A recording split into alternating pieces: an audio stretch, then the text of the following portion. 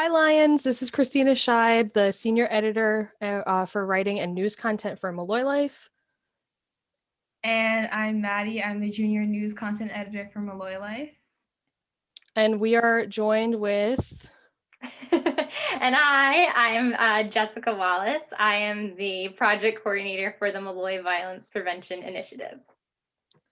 So we wanted to do this interview because I know November 25th, it was actually National Awareness for Violence Against Women Day. So that's why we were so inspired to sit and talk with you and just ask you a few questions. Awesome. Yeah, thank you so much for meeting with me. I'm so excited to talk to you both. Yeah, thank you so much for coming.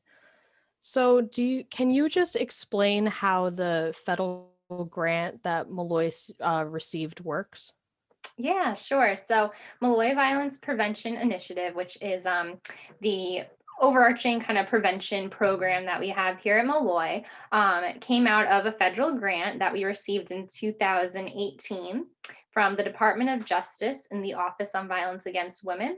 And the overarching goal of that grant is to prevent and respond to gender-based violence in the campus community or within the college community.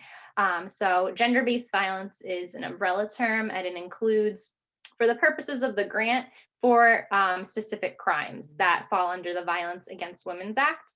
And those are domestic violence and dating violence, sexual assault, and stalking. Sexual harassment is also something that kind of falls under that umbrella term, but for the purposes of the grant program, we do focus on those four VAWA crimes.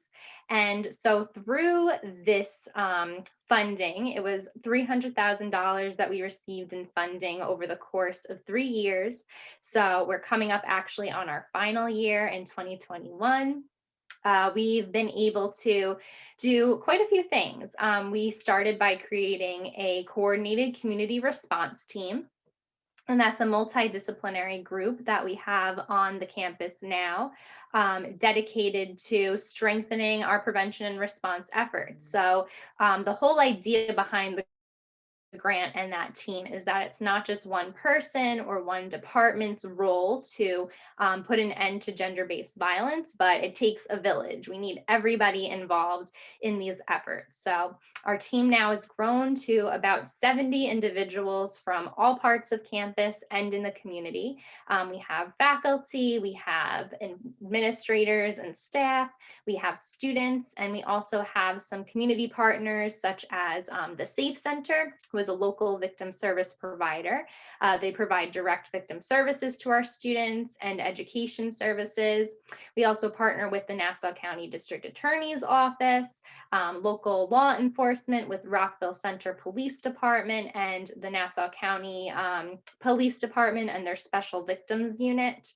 I think that's all of our community partners, but we come together once per semester to talk about different issues, but also to really act as a working group to make change within the campus community. So we look at our services that we're providing to students who are seeking additional support, counseling after experiencing any form of gender-based violence. We're also looking at our policies and really making sure that those are accessible to students, that students are aware of our procedures for if somebody wanted to make a report to the college, and also understands the difference between reporting to one of those resources and also seeking out some of our confidential avenues on campus. We also, like I said, work on prevention and training, and that's a big focus of our student ambassador program, which Maddie was a part of this semester. We do a lot of great work engaging students and talking about not just raising awareness about gender-based violence, but also how do we prevent these issues? How do we build healthy relationships in our community? And also, how can we be active bystanders and have more discussions about speaking up when we see harmful behaviors occurring? So those are just kind of generally some of the areas that we've been working on and some of the things that we've been able to do since receiving the grant. There's a lot of specifics and a lot of different tasks that we've been doing, but that's probably an overview. I've talked for quite a bit of time now on that.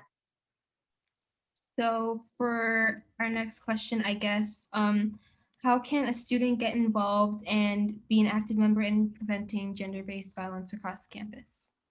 Yeah, that's an excellent question. We would love for all of our students to get involved in these efforts. There really are a bunch of different opportunities, and kind of depending on your time commitment for being involved in these efforts, but I do think that there's something that every student has the ability to do. So as I mentioned, we have our MVP Ambassador Program. That is a semester-long commitment where we ask students to help us create some programming discussing these issues, also managing our social media and creating different media content to raise awareness. The students also engage in conversations with one another and also receive training to make sure that they are prepared to have these types of conversations with their peers. So that's one way, probably more of a commitment than maybe the average student is able to take on. But we also have opportunities for students to participate in our Coordinated Community Response Team, or our CCRT.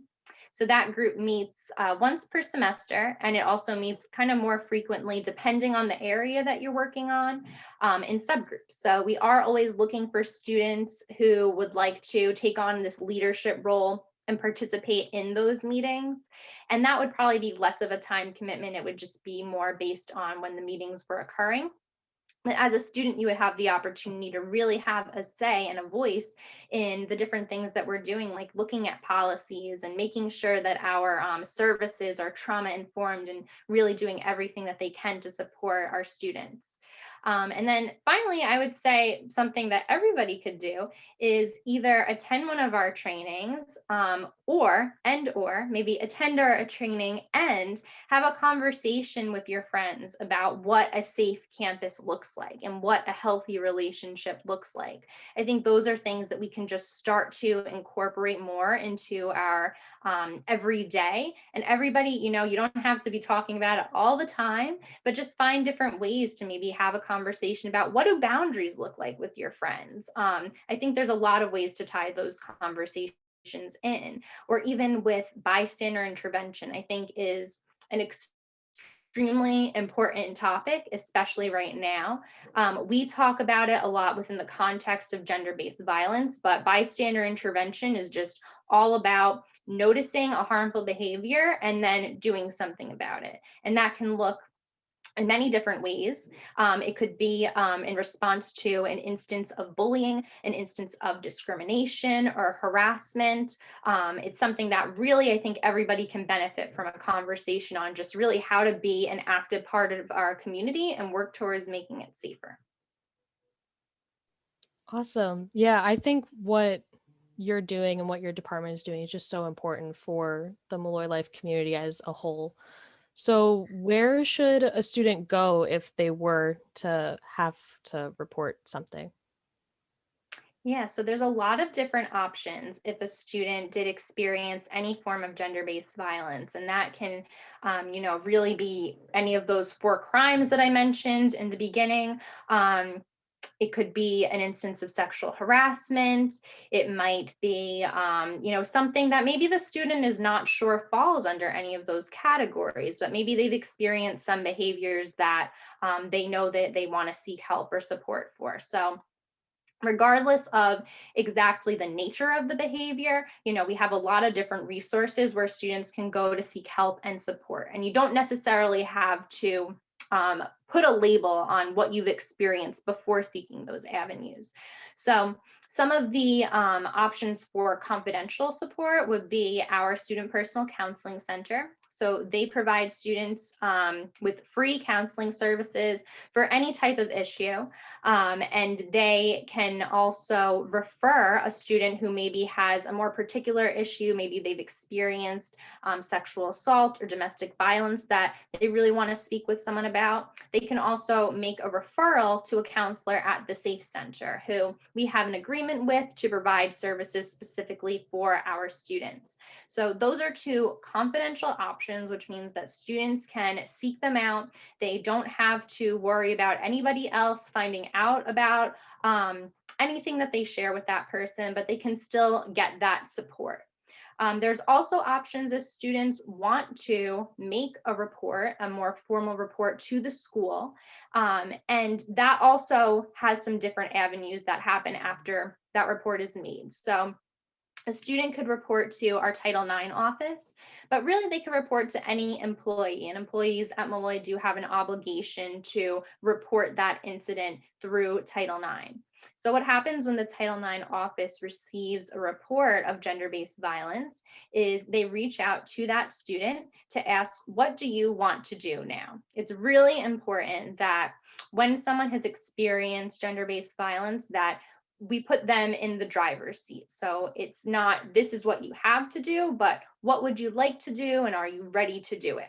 And a student can choose to, make that decision or change their mind at any time. So let's say a student goes to the Title IX office and they want to make a more formal report. Maybe they want to, have a disciplinary hearing happen. So that's something that Molloy offers.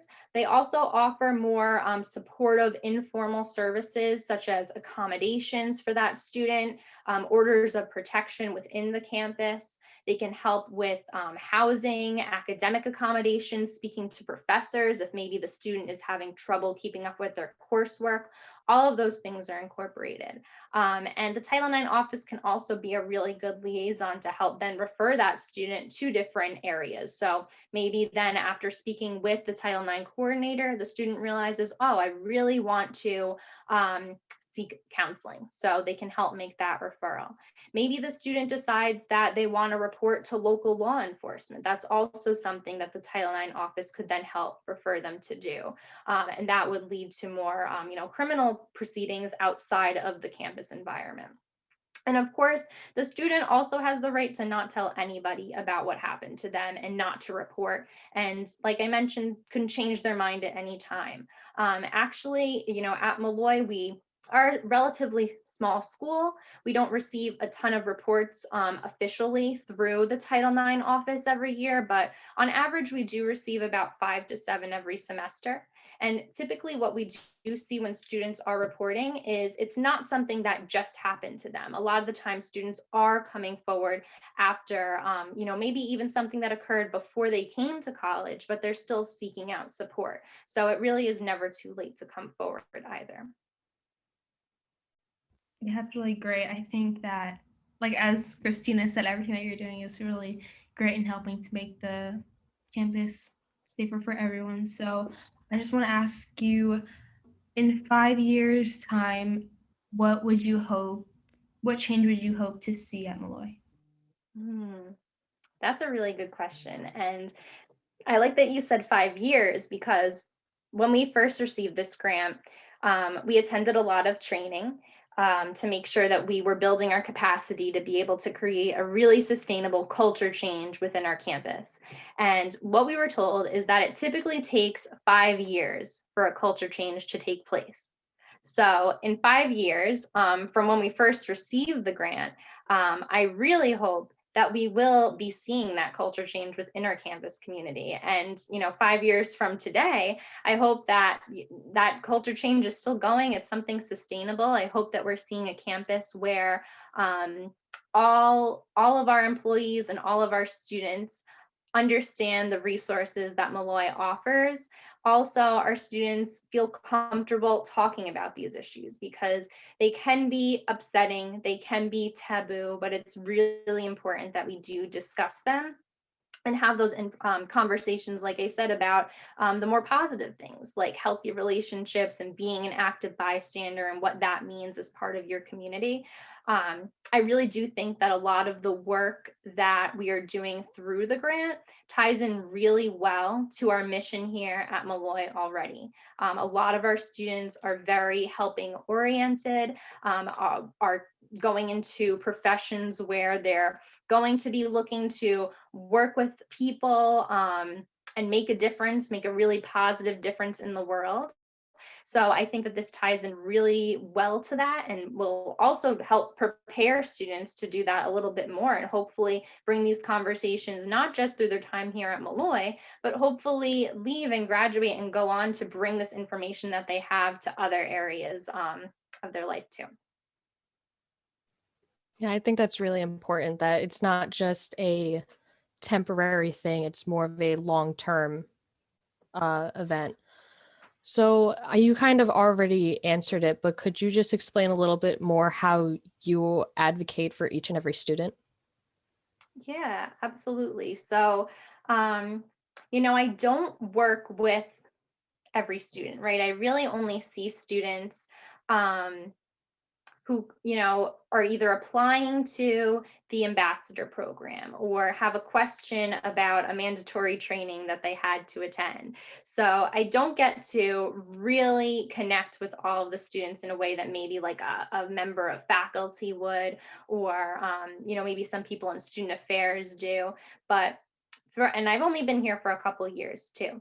But since I've started, I have really been able to connect with some students who are passionate about this work. I've gotten to meet more students as the grant kind of develops and we're doing more things across campus.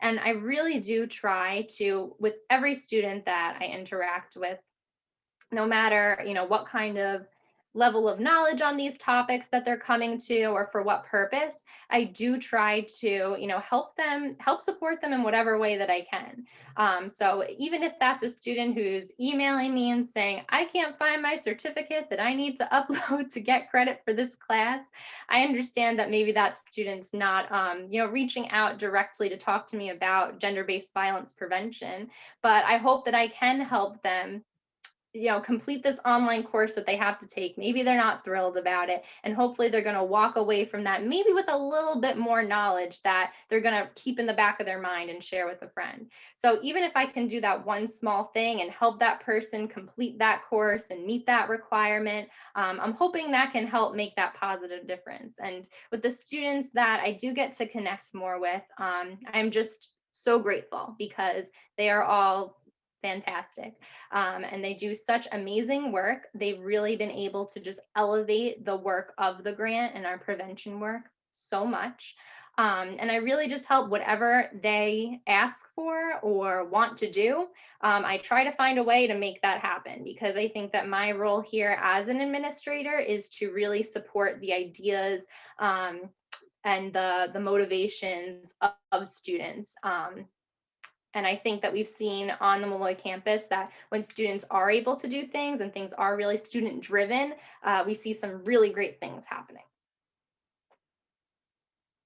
Yeah, that's great. I think that having administrators that are willing to put students first and allow us to sort of take the wheel on a lot of things is definitely what makes these sort of initiatives really impactful. So thank you for everything that you're doing. Um, so I would like to know how did you arrive at this position? Like, is this something that you were thinking about in high school? Did you go to college for anything specific like this? If you could just take us on a path of how you got to Molloy. Sure, yeah. So, yeah, no, I definitely did not know that I was going to end up here. This was definitely not like in my mind, I'm going to work on this grant at Molloy. Although I'm so happy that I did end up in this position. I went to college I studied human development and English. And in my last year, I had to complete a practicum requirement for my human development major. And we could really pick any sort of social service, nonprofit type environment. And I ended up working at a domestic violence agency.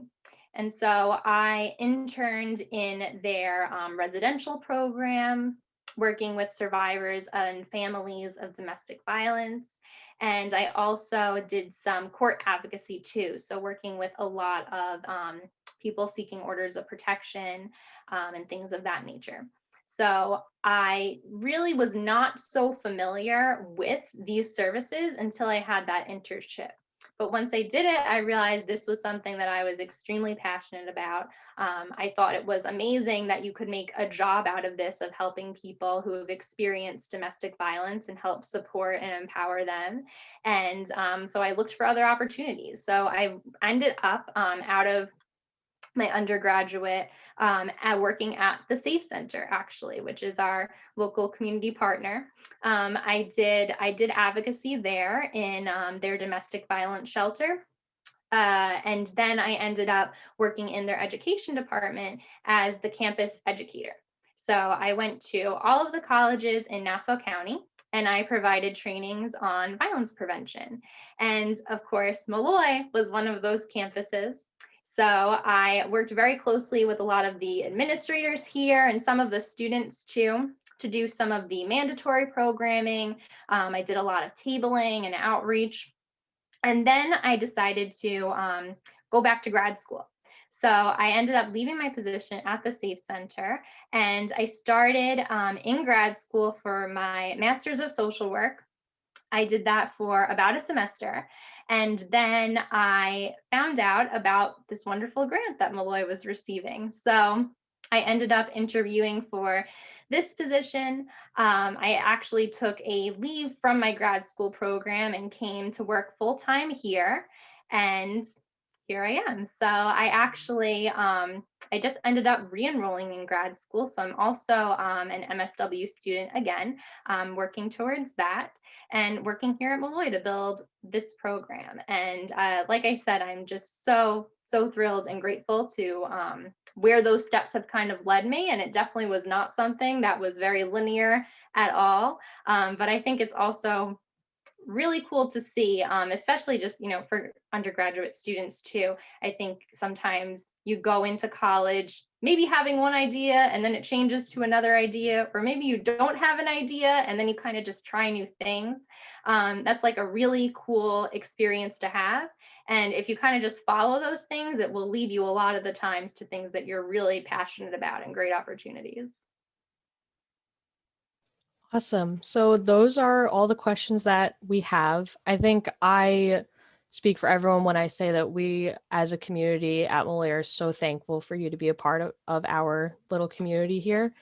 Is there anything that you would like to shout out, plug, any social media you want to throw out there? Yeah, sure. Well, first of all, I just want to say thank you both so much, Maddie and Christina, for inviting me to do this interview. I'm thrilled to speak about this project. I think it's so important, and I definitely want to share it with as many students as we can. Like I said, I think that over time, we've been building it a little bit more and more, and more students are knowing about what we do. And we still have a ways to go, though, too. And I would definitely say to students, if you have any interest in these topics or any interest in just participating in the Molloy community in a really unique way, I would definitely recommend reaching out to me. I'm happy to talk about any of these topics with you, any of the opportunities that I mentioned. And we're always also looking for different ideas. So if there's something that you want to see on campus that's related to these things, let me know and we'll see if we can make it happen. As for social media, I would love for all students to follow us. We do have a very humble social media page with about 200 followers, so we've grown a little bit. But I would love for students to follow us, share our posts, maybe encourage you to have some conversations with your friends that way. You can find us at Molloy Violence Prevention. So at Molloy Violence Prevention on Instagram, and we're also on Twitter at Molloy Prevent. So I would love for everyone to follow us, check us out.